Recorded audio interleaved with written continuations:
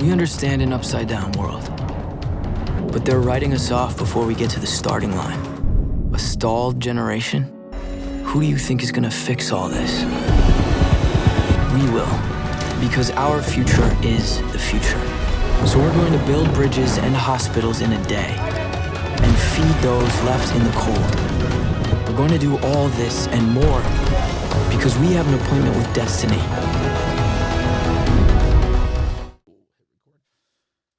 What's happening, sports fans? We welcome you back to another episode of San Diego Prep Insider. We are appreciative, as always, to our sponsors, the California Army National Guard. And check this out. There is a new hat being added to the studio walls. There is new swag being delivered. I am now rocking the coolest piece of adrenaline clothing in this house, and my wife has a pretty extensive collection of adrenaline. Coach, thank you very much. If you have not guessed it from the branding and or the love for America and all things great, it is the Torrey Pines Falcons that are here with us.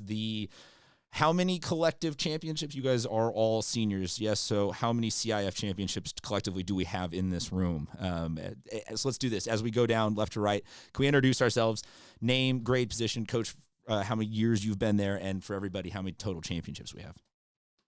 This is my 13th year. I think I have 6 championships since I've been there. All of them open, yes? I don't think open was until 2014, so a few were before that. Okay.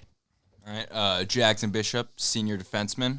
This is my second year at Torrey Pines, so 1 open CIF. So working on 1. I'm Ben Trask. I'm a senior midi at Torrey Pines, and I have 2 championships. I'm Chandler Castor. I'm a senior Fogo at Torrey Pines, and I have 1. Senior LSM, Beau Rowan, 2 championships.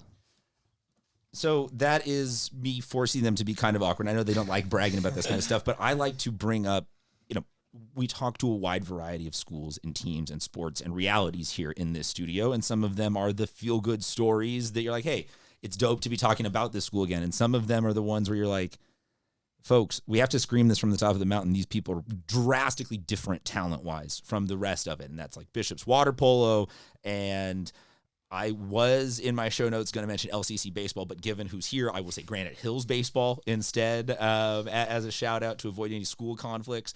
But like you talk about an elite group, Torrey Pines at several points has been one of, if not the best guys lacrosse programs in the nation in a sport that's largely based in the East Coast, if not entirely based on the East Coast, save for a couple of schools out west that are like the exception to the rule. So just use that as the framing for all the discussions we're about to have with these kids, because 3 out of the 4 of you are decided on your college, and one of you just has so many offers you can't figure out what to do with your life. Pretty much. Just 5 more showing up every day. Like, is it like do you just got a stack of? Do people still send out actual physical letters, or is it all digital now in terms of all these offers? There's a few coaches that still go with the handwritten note. Any of you guys having received any handwritten anything in this process, or has it all been phone calls and in-person and texts and all that kind of stuff? Yeah, just mainly phone calls, emails, iMessage stuff. Nobody faxed you anything, right? that hasn't been a part of the process? No. Okay, I got a lot that I want to talk about. I want to talk about this season. I want to talk a lot about big games. But part of this is also our show likes to service the greater good. So if I could just ask the room, maybe no specific person here, what would be some advice you would then give, having now all successfully gone through the recruiting process, to kids that are 7th graders through 11th grader, in the beginning process, can't really figure out how to even get it started in terms of recruiting? What would be some advice that you guys would give now that you've gone through it all? Well, for me, I would say like one of the biggest things like all the coaches harp on is just hitting the wall. And I mean, for me, I know that just like hitting the wall, like doing a little extra, like 20 minutes a day has had like a drastic change on my play.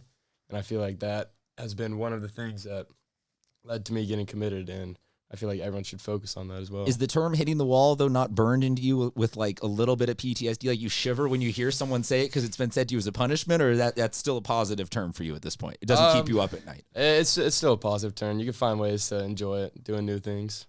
Fair enough. Anybody else? Any other recruiting coach? You're also more than welcome to chime in here on just like sometimes it can even be as where is basic to put your film or something like that. I feel like some people just don't know how to even get started on a process like that. Yeah, I'd just say trying to control the controllables, which is what Ben said, kind of make yourself the best version of yourself.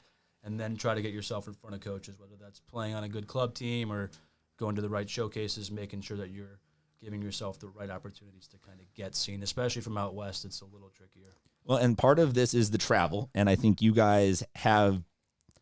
I don't even think there's a school that comes close to the amount of miles covered in terms of travel that you guys will do in a given year. You have one of those big trips coming up with your game against St. Ignatius.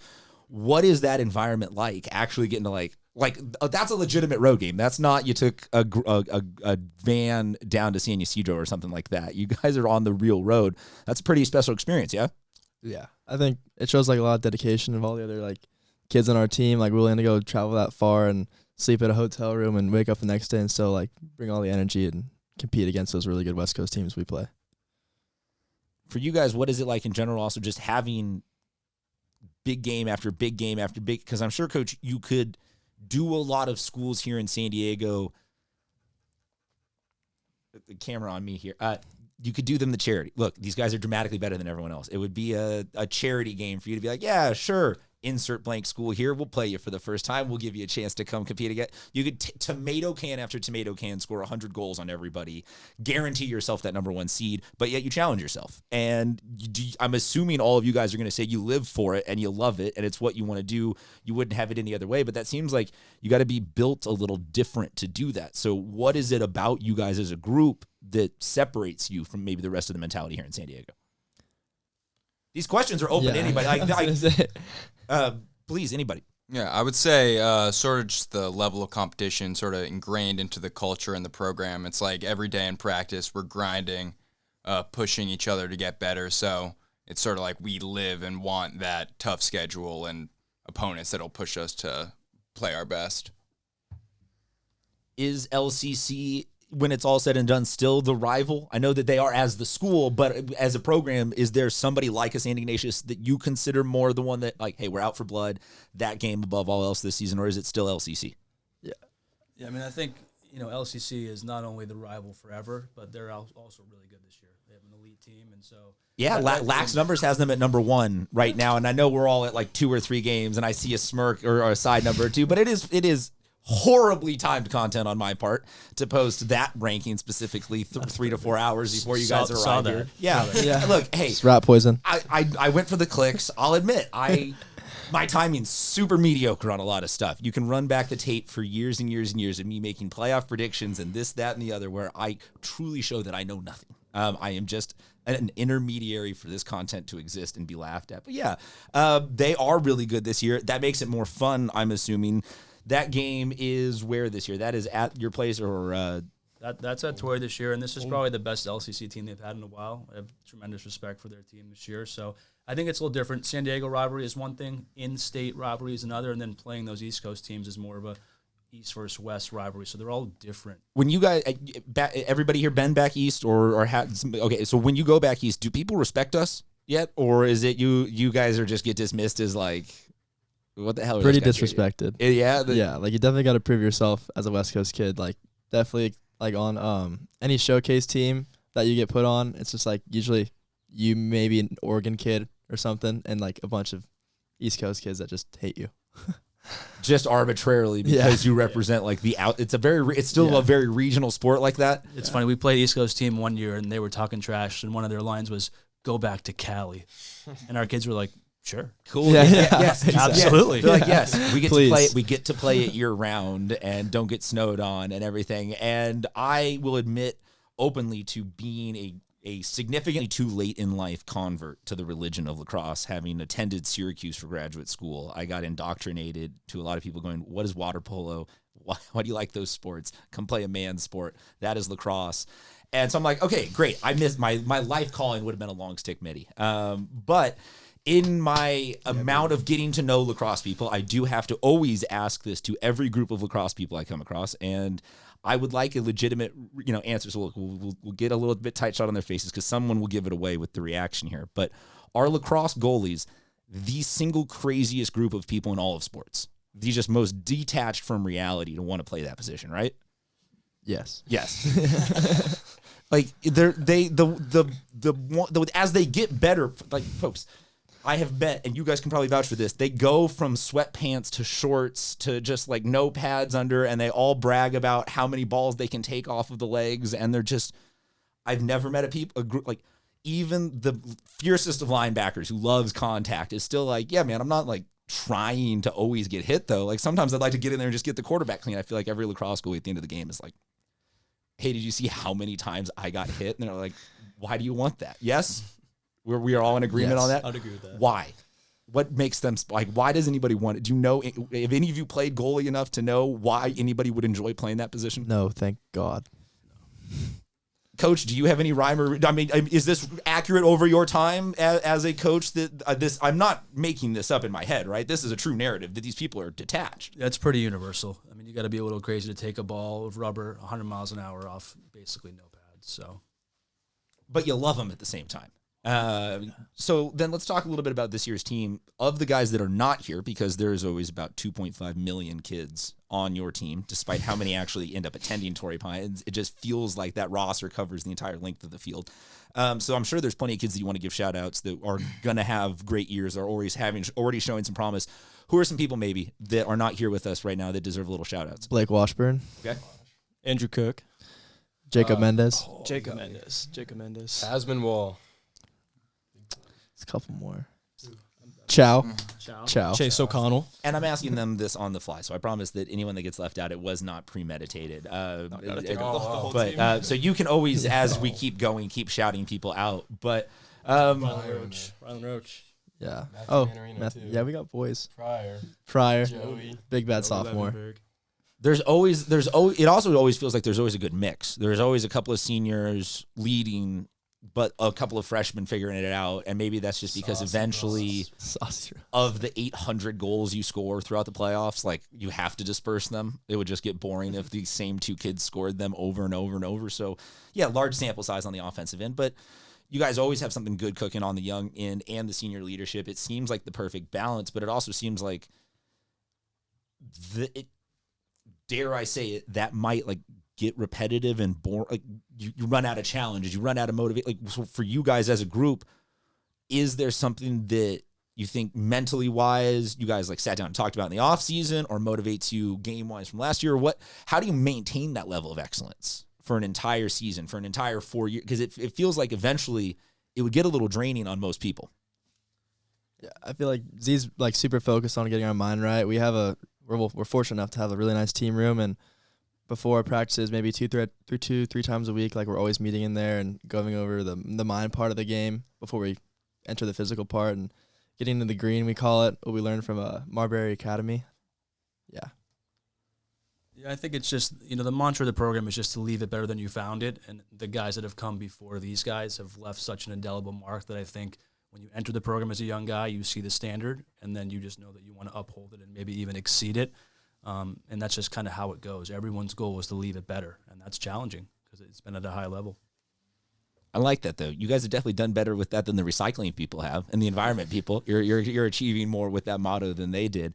So for you guys, then, can we go down the line and get just a quick, for those of you who have committed, can we get a quick on where you are going and what made that decision for you, please? All right. Yeah. I'll be attending Drexel University. What went into that decision was good lacrosse school with also just great academics.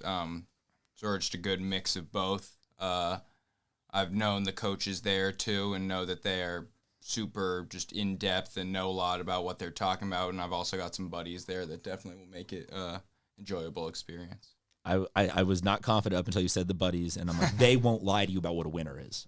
Yeah, the school will lie to you, but friends won't lie about what a winner really is like.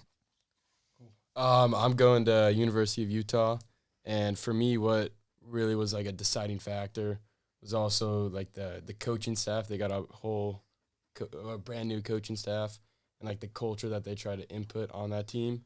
Well, and that program in general is on the newer end of the NCAA programs, right? It can't even be like 2018. Yeah, I was gonna say it can't even be 10 years old. So probably a great opportunity to forge new legacy and bring some excellence there.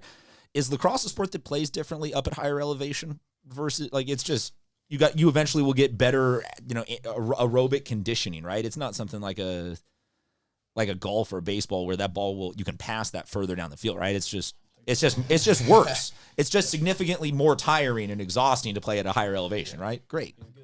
Loud, solid choice. I'll take it. And I'm going to Hofstra University in Long Island, and what helped me make that decision was probably the coaching staff there.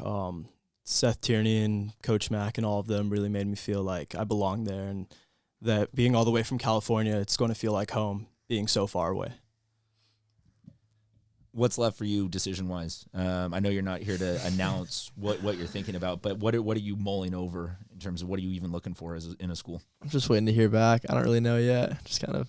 You guys are at the process where applications have all been sent out, but you have not entirely heard back from colleges? Right in the middle, yeah. Have those like annoying people heard back from the early decisions, like the 2 or 3 kids got into Stanford or whatever, early decision on campus? Here and there, yeah. Where you're like, get out of here with that. We all knew you were going to get in. You don't need to post a ton about that. Yeah, those were the worst. I have no envy for you in terms of that phase of life. Everything else about getting a rocket with high school and playing lacrosse and everything sounds great. Waiting for college admissions, awful. I do apologize for that. Let's close out with this season. I'm sure you guys have the goals set of championship and win and win and win and win. But what do you guys maybe then want to have as the legacy? I know you say leave it better than you found it, but what do you want to have as the lasting impact of this senior class this year as you guys depart?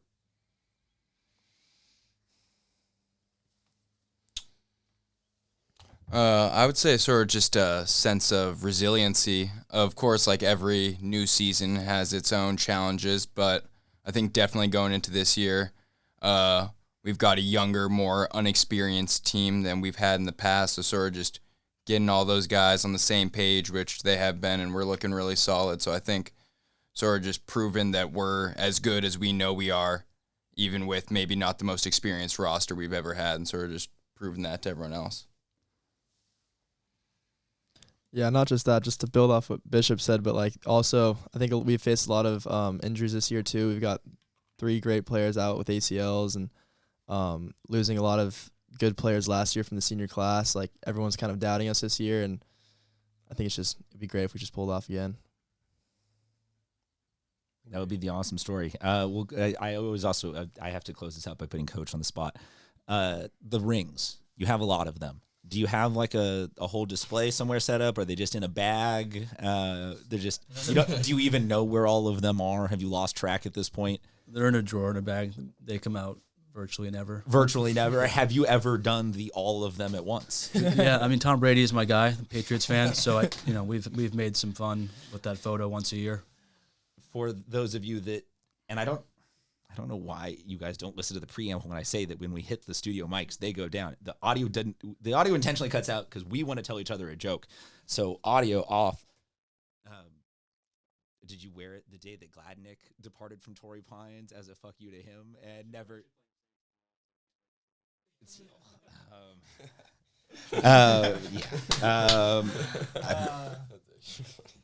Look, yeah, I mean, I pay attention. I know what's up. We appreciate everyone for tuning in. Thank you guys for being on with us. Best of luck this season. We'll talk to you guys soon. Thank you. Thank you.